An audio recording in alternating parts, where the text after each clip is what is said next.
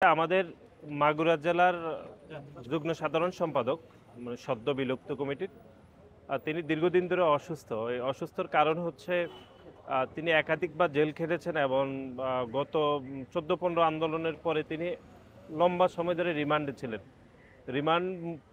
Remand জেলখানা থেকে মুক্ত হওয়ার পরে তখন তার ক্রিয়েটিনিনের সমস্যা হয়েছিল, যেটি কিডনির সমস্যা। তখন আমাদের ভারপ্রাপ্ত চেয়ারম্যান জনাব তারেক রহমান তখন চিকিৎসা করিয়েছিলেন, তখন মোটামুটি সুস্থ হয়েছেন।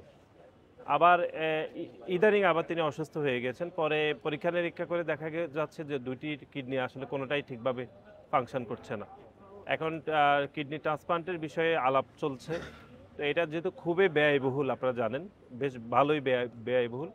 তো আগেও আমাদের দলের ভারপ্রাপ্ত চেয়ারম্যান জনাব তারেক রহমান শান্ত ট্রিটমেন্ট করিয়েছিলেন। তো আজকেও উনি ওনার পক্ষ থেকে আমাদের ছাত্র বিষয়ক সম্পাদক এসেছিলেন এবং ছাত্রদল আমাদের নেতাকর্মীরা এসেছিলেন। সেটি আমাদের দলের ভারপ্রাপ্ত চেয়ারম্যান জনাব তারেক রহমানের পক্ষ থেকে আমরা আর্থিক সহযোগিতা করেছি। এটি আসলে যেহেতু কিডনি ট্রান্সপ্লান্ট একটু খুবই ব্যয়বহুল, এটি বাংলাদেশেও এই ট্রিটমেন্ট সেভাবে আসলে খুবই কম হয়, আপনারা জানেন। বিভিন্ন জটিলতা আছে, আইনিভাবে অনেক জটিলতা, সেজন্য বিদেশে চিকিৎসার বিষয়ে আলাপ আলোচনা চলছে।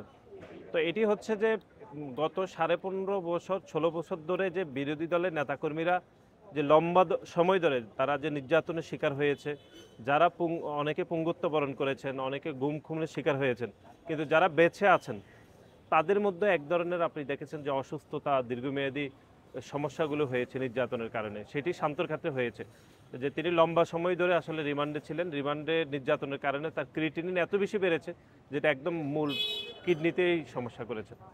তো দলের পক্ষ থেকে সহযোগিতা করা হয়েছে। আরও তো প্রয়োজন হবে, সেটিও দলের পক্ষ থেকে ভারপ্রাপ্ত চেয়ারম্যান জনাব তারেক রহমান আশ্বাস দিয়েছেন। এটি হচ্ছে আমাদের সকল নেতাকর্মীদেরকে, এই যে যারা নিষ্ঠুর নির্যাতনের শিকার হয়েছে তাদের সবসময় আমাদের দলের পক্ষ থেকে আমাদের ভারপ্রাপ্ত চেয়ারম্যান দেখাশোনা করেন। শুধু দলের নেতাকর্মী নয়, বরং জুলাই এবং আগস্টে আপনারা দেখেছেন যে যারা পঙ্গুত্ব বরণ করেছেন তাদের দীর্ঘমেয়াদী পুনর্বাসনের দায়িত্ব আমাদের দুইটি সংস্থা করছে।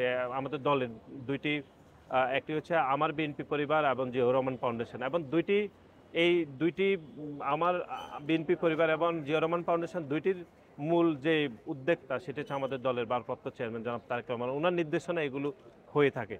এবং যারা দৃষ্টিশক্তি হারিয়েছে তাদেরকে, যেহেতু আপনি জানেন যে যারা দৃষ্টিশক্তি হারিয়েছে তাদের চিকিৎসা বিষয় অনেক বেশি ব্যয়বহুল, এবং অনেকের 1 কোটি 2 কোটি টাকাও লাগছে বিদেশে চিকিৎসার জন্য। এত ব্যয়বহুল একটা চিকিৎসা, সুতরাং তাদের পুনর্বাসন, দীর্ঘমেয়াদী চিকিৎসার বিষয়ে আমাদের দলের ভারপ্রাপ্ত চেয়ারম্যান একদম দলমত নির্বিশেষে তিনি এগুলো দেখাশোনা করছেন। আপনারা জানেন যে গণমাধ্যমে এই সংবাদ পরিবেশিত হচ্ছে।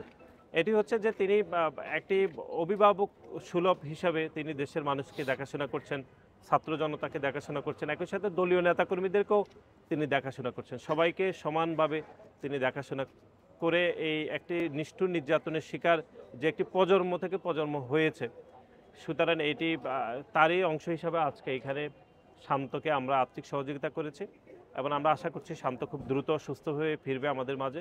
খুবই গুরুতর অসুস্থ, আপনারা দেখবেন ঠিকভাবে কথাই বলতে পারছেন না।